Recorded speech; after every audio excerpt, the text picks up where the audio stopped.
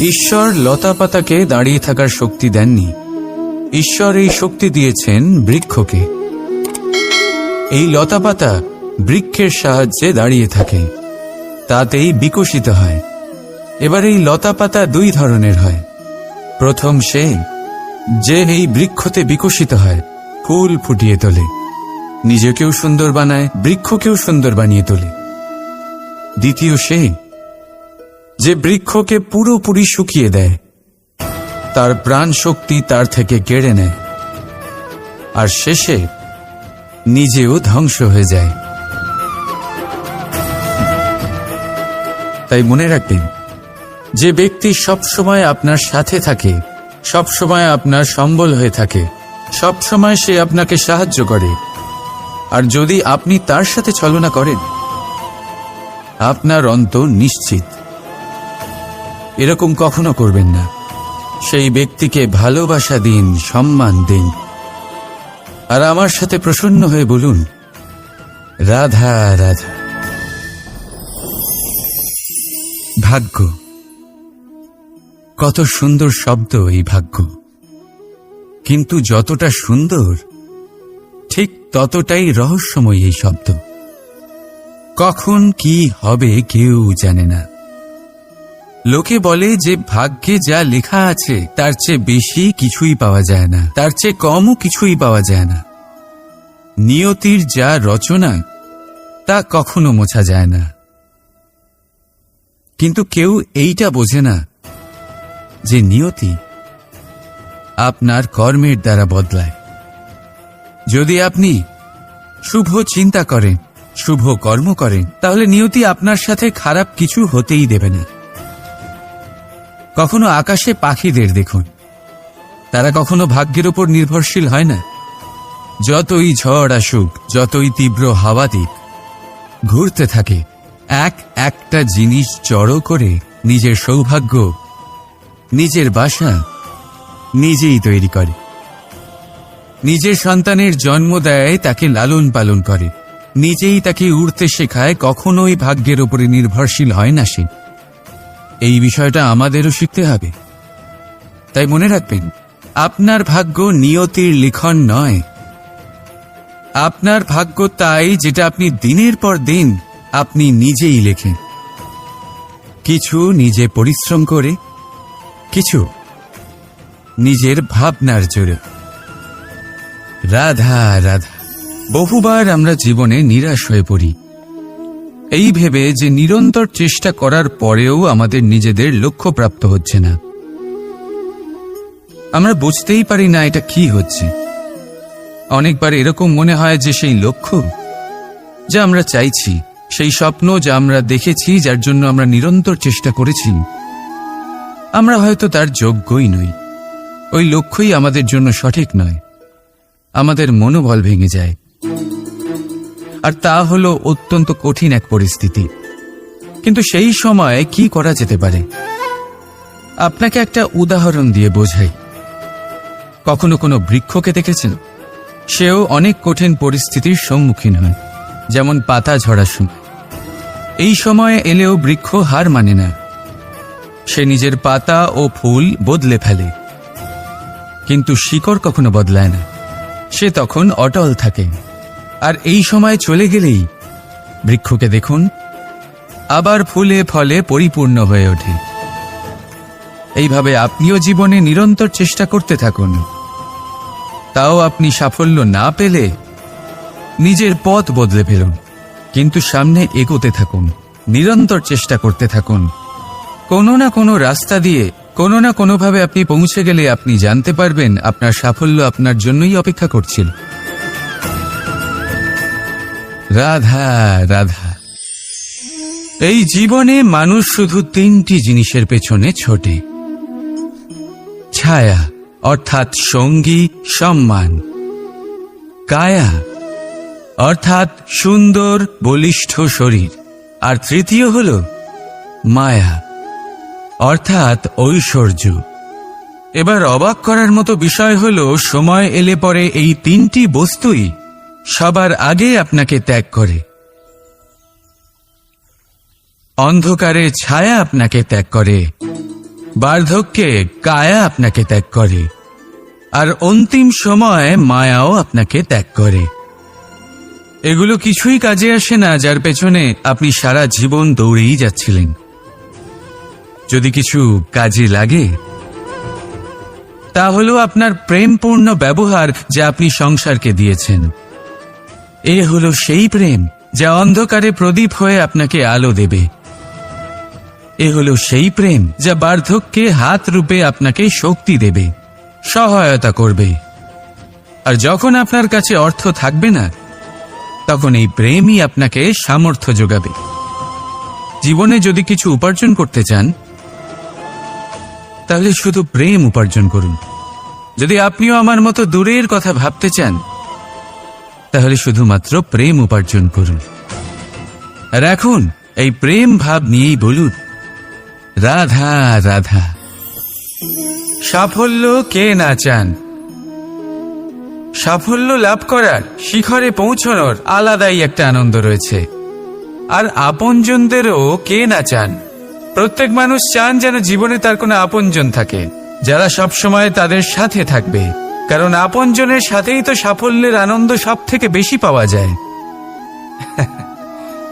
কিন্তু আসলে কি হয়, অনেক সময় সাফল্যের খোঁজে সেই পথে চলতে চলতে আমরা আপনদের থেকে দূরে চলে যাই। না চাইতেও দূরে চলে যেতে হয়, ওনাদের সাথে সময় কাটাতে পারি না। আর আমরা ভুলে যাই যে সাফল্যের আসল আনন্দ আপনজনদের সাথেই পাওয়া যায়। সফল হওয়ার পরে আপনদের সাথে দেখা হলে তাদের চোখে আমাদের জন্য যে আবেগ থাকে, যে সম্মান, যে প্রেম থাকে, সেটাই হলো আসল পুরস্কার। আমরা সেই কথা ভুলে যাই এবং একা হয়ে পড়ি। বেশিরভাগ সময় এটাই হয়। বেশিরভাগ সময় সফল মানুষগুলি একা হয়ে যান। এবার আপনি কি চান? আপনি অসফল হয়ে দিনগুলি একাকিত্বে কাটাতে চান, নাকি সফল হয়ে আপনজনদের সাথে আনন্দে থাকতে চান? সেই সিদ্ধান্ত আপনার। সাফল্যের পেছনে ছুটুন, নিজেকে উজাড় করে দিন, কিন্তু আপনজনদের সঙ্গ ত্যাগ করবেন না। সেই আপনজন যারা আপনার সাফল্যের জন্য দায়ী, সেই আপনজন যিনি আপনার সাফল্যে আনন্দ পান, সুখ লাভ করেন, তাদের কখনো ত্যাগ করবেন না। আসুন আমার সাথে ভালোবেসে বলুন, রাধা রাধা।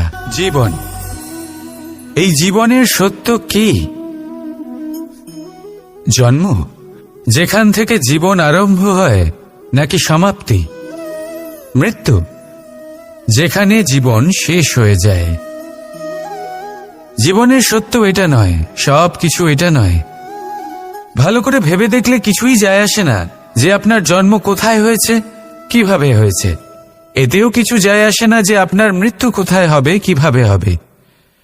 যায় আসে তখন, গুরুত্বপূর্ণ হলো এটাই যে জীবন আপনি যাপন করেছেন তার উদ্দেশ্য কি ছিল, কি ভাবনা নিয়ে আপনি বেঁচেছেন।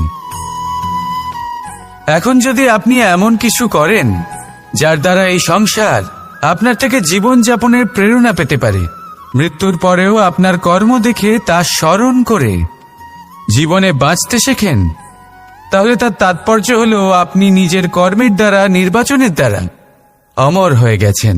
দেখুন, জীবনে দুশ্চিন্তা করা হলো বৃথা, মৃত্যুর ভয়ও হলো বৃথা। কারণ আত্মা কখনো মরে না, তাকে কেউ শেষ করতে পারে না। না কাল, না মৃত্যু, আর না সময়।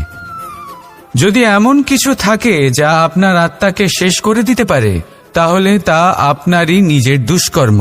তাই এই যে জীবনকাল আপনার কাছে রয়েছে, তাতে শুধু শুভ কর্ম করুন, দুশ্চিন্তা করা ত্যাগ করুন। এমন কর্ম করুন যা দেখে সংসার উচিত পথে চলে আসবে, শুভ কর্ম করবে। যদি আপনার মৃত্যুর পরে সংসার আপনাকে স্মরণ করে শিক্ষা লাভ করে, উচিত পথে চলে, প্রেরিত হয়, তাহলে আপনিও অমর হয়ে যাবেন। আসুন আমার সাথে ভালোবেসে বলুন, রাধা রাধা। আমাদের মনে যখন কোনো প্রশ্ন ওঠে, কোনো দ্বন্দ্ব জাগে, তখন আমরা যাই আমাদের গুরুর কাছে, আমাদের আরাধ্যের কাছে গিয়ে জিজ্ঞেস করি। এইভাবেই একদিন আমি পৌঁছলাম আমার আরাধ্যের কাছে, আমার মহাদেবের কাছে, আর ওনাকে প্রশ্ন করলাম যে, মহাদেব, জীবনে আনন্দ পাওয়ার, উৎসব পালনের প্রেম ভাগ করে নেবার, জীবনকে উপভোগ করে নেওয়ার সর্বশ্রেষ্ঠ সময় কোনটা? মহাদেব হাসলেন আর উনি বললেন, জীবনে উৎসব পালনের সবথেকে শ্রেষ্ঠ দিন হল মৃত্যুর ঠিক আগের দিনটা। প্রেম ভাগ করে নেওয়ার সবথেকে শ্রেষ্ঠ মুহূর্ত হল মৃত্যুর ঠিক আগের মুহূর্ত। জীবনকে উপভোগ করে নেওয়ার সর্বশ্রেষ্ঠ প্রহর হল মৃত্যুর এক প্রহর পূর্বে। তখন আমি চমকে গেলাম। আমি বললাম, কিন্তু মহাদেব, মৃত্যু তো অনিশ্চিত, আমরা জানিও না কবে আমাদের মৃত্যু হবে। মহাদেব আবার হাসলেন। উনি বললেন যে যদি আমরা এভাবে জীবন কাটাই যে আমরা জীবনের প্রত্যেক দিন, প্রত্যেক মুহূর্ত, প্রত্যেক প্রহর শেষ বলে মনে করি, তাহলে আমাদের সমস্ত জীবন আনন্দের সাথেই অতিবাহিত হবে। কি বলেন? তাহলে আপনিও এই কথা মনে রাখুন আর আমার সাথে ভালোবেসে বলুন, রাধা রাধা। মানুষের সবথেকে বড় শক্তি কি? তার বাহুবল, অর্জন করা ধন, নাকি তার পেছনে দাঁড়িয়ে থাকা তার সমর্থক বা প্রশংসকদের দল, নাকি ঈশ্বরের আশীর্বাদ? সেটা কি? মানুষের সবথেকে বড় শক্তি হলো একটাই, আর তা সকলের মধ্যে আছে, আর তা হলো তার নিজের অস্তিত্ব, যা অন্য কারোর মধ্যে নেই। সংসারে অনেক লোক রয়েছেন, কিন্তু কেউ আপনার মতো নন। এটা হলো আপনার শক্তি, এ হলো আপনার নিজস্ব শক্তি। দুর্ভাগ্যবশত বেশিরভাগ মানুষ এটা বুঝতে পারেন না, নিজের শক্তিকে চিনতে পারেন না। কিন্তু যদি আপনি চিনতে পারেন, তাহলে আপনি নিজের অন্তরে অনুভব করবেন একটা অসীম শক্তির অস্তিত্ব। যে সাফল্যের পথে আপনি চলছেন, আপনি দেখবেন যে এই সাফল্যের দ্বার নিজে থেকেই খুলে গেছে। শুধু প্রয়োজন হলো নিজের এই শক্তিকে চিনে নেবার, নিজের এই বিশেষত্বকে বোঝার। কারণ এই যে আপনার বিশেষত্ব, এ কোনোদিনও আপনার থেকে দূরে চলে যাবে না, চিরকাল আপনার সাথে জড়িত থাকবে। যদি আমি বাহুবলের কথা বলি, সময়ের সাথে সেটা চলে যাবেই। যদি কথা বলি অর্জিত ধনের, তাহলে সময়ের সাথে সেটাও চলে যাবে। মিত্র, পরিবার, বন্ধু, আশীর্বাদ, এই সবকিছু আপনার থেকে দূরে চলে যেতে চলেছে, সেটা আপনিও জানেন। কিন্তু এই যে আপনার অস্তিত্ব, আপনার বিশেষ শক্তি যা শুধু আপনার সাথে আছে, তা চিরকাল আপনার সাথেই জুড়ে থাকবে। দরকার হলো শুধুমাত্র এটা চিনে নেওয়ার, নিজের উপর বিশ্বাস রাখার, আর জীবনে এগিয়ে চলার। আপনি যদি এটা করেন, তাহলে সবাই এটা দেখে আপনার থেকে শিক্ষা নেবেন। তাহলে এটাই করুন আর আমার সাথে ভালোবেসে বলুন, রাধা রাধা। নাম, এই নাম আসলে কি বলা বড়ই মুশকিল। এই সংসারের প্রত্যেক বস্তু, প্রত্যেক ব্যক্তি, প্রত্যেক স্থান, প্রত্যেক জাতি, প্রত্যেক সম্প্রদায়ের নাম আছে। কিন্তু এই প্রত্যেক নাম কি যথেষ্ট? একেবারেই নয়। দেখুন, কিছু নাম হয় যা জন্মসূত্রে লাভ করা। যেমন আমার নাম রাখা হয়েছিল কৃষ্ণ, কিন্তু পরে মা আমাকে আদর করে কানাই বলতেন। যখন আমি গোবর্ধন পর্বত ধারণ করি, তখন সকলে আমাকে গোবিন্দ বলে ডাকতেন। যখন আমি কংসের সংহার করেছিলাম, তখন সকলে আমাকে কংসহারি বলতেন। যখন আমি গীতাতে জ্ঞানের উপদেশ দিয়েছিলাম, তখন সবাই আমাকে যোগেশ্বর ডাকতেন। কিছু নাম হয় যা জন্মসূত্রে পাওয়া যায়, আর কিছু নাম হয় যা কর্মসূত্রে পাওয়া যায়। জন্মসূত্রে পাওয়া নাম মৃত্যুর সাথে সাথে শেষ হয়ে যায়, কিন্তু কর্মের দ্বারা প্রাপ্ত নাম মৃত্যুর পরেও অক্ষত থেকে যায়। তাই আপনি এই নামের মোহে কখনোই জড়াবেন না।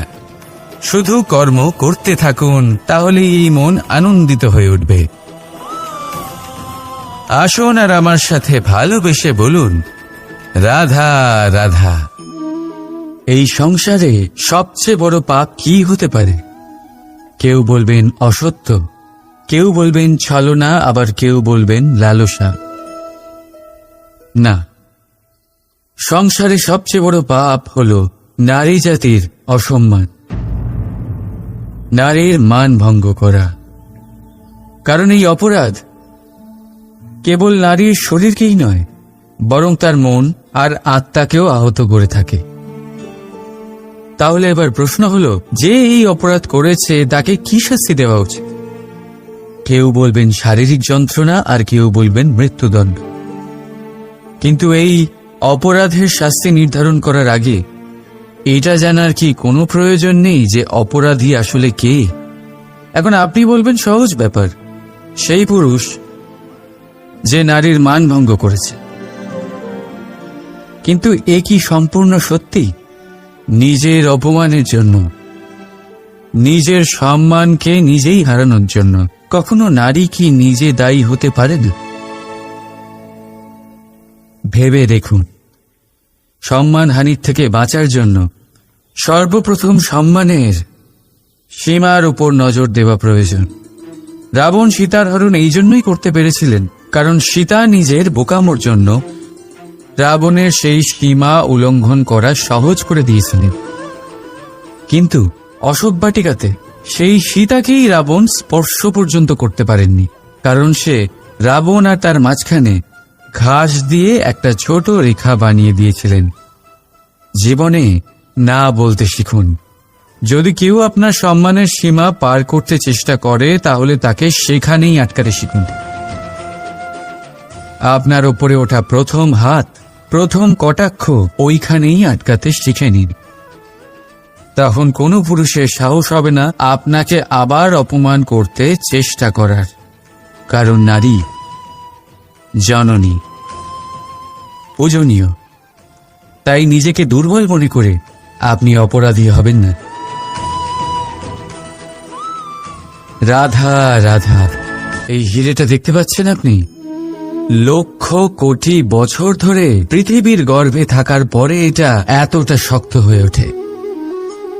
কিন্তু যখন খনি থেকে একে বের করা হয় এটি কয়লার মতোই থাকে, সাদা, শক্ত, নিস্তেজ। কিন্তু যখন একে পালিশ করা হয় তখন এটা তেজ লাভ করে, আর ঠিক তখনই এর মূল্য বৃদ্ধি পায়। সংসারে মানুষের সাথেও ঠিক এমনটাই হয়ে থাকে। মানুষের বুদ্ধি, মেধা, অভিজ্ঞতা সেই বছরগুলোর জন্য বৃদ্ধি পায় না যে বছরগুলো আমরা জীবনে কাটিয়েছি, বরং সেই মুহূর্ত থেকে ফুটে ওঠে যখন আমরা কষ্টের সম্মুখীন হয়েছি, বিপদের সম্মুখীন হই, সংকট পেরিয়েছি, ছলনা আর ক্লেশ সহ্য করেছি। এই জন্য যদি আপনার জীবনে আপনি সংকটের সম্মুখীন হন, বিপদ আসে, কষ্ট আসে, তাতে একেবারেই ভয়ভীত হবেন না। তাকে আহ্বান জানান, কারণ এই পরিস্থিতিগুলোই আপনাকে অভিজ্ঞতা দেবে যা আপনাকে উন্নত করবে। রাধা রাধা। প্রকৃতি প্রত্যেক জীবকে অনুভূতি দিয়েছে যাতে সে নিশ্চল না হয়, কোনো না কোনো কর্ম করতে থাকে। আর সেই অনুভূতি হল খিদে।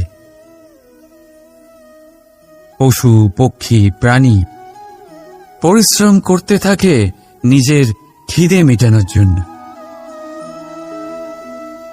কিন্তু অন্য জীবের মতো মানুষের খিদে কি তার পেট অবধি সীমিত থাকে?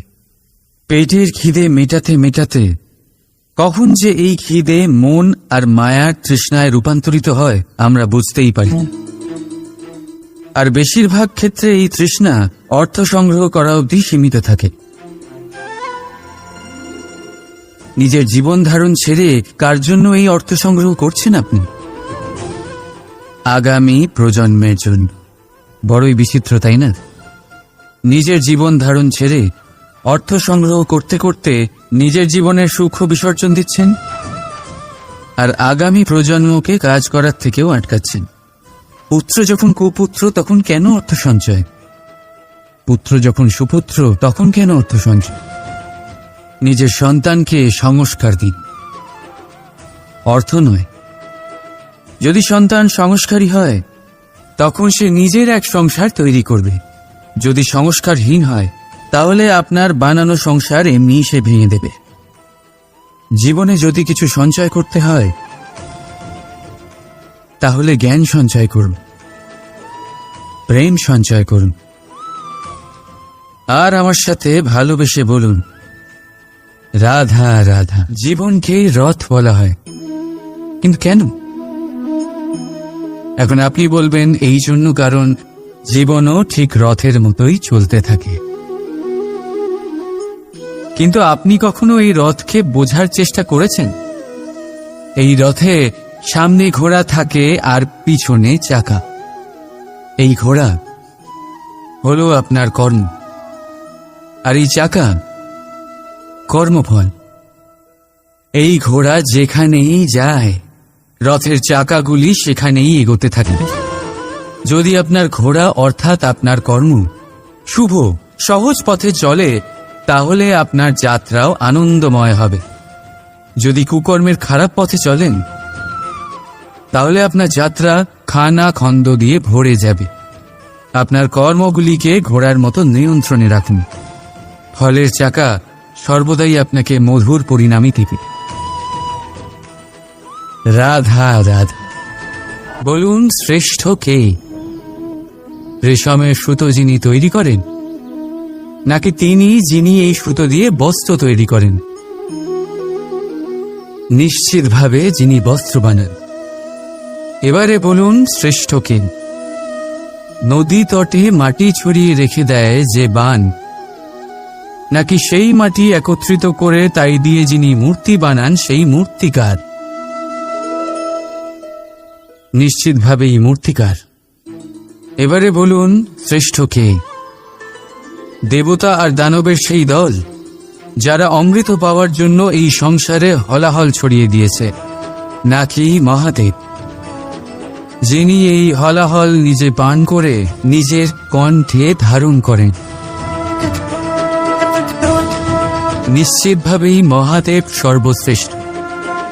ঠিক এইভাবেই সংসারে ছোট ছোট ব্যাপারকে যারা বড় করে দেখেন তারা শ্রেষ্ঠ হন না, কারণ ছোট ছোট খুঁটিনাটিকে দ্বন্দ্বে পরিণত করা অত্যন্ত সহজ। কিন্তু সর্বশ্রেষ্ঠ তিনিই হন যিনি নিজের বিচার বুদ্ধি দিয়ে বড় বড় যুদ্ধের অবসান ঘটান। রাধা রাধা। সংসারে সব থেকে কঠিন কাজ কি?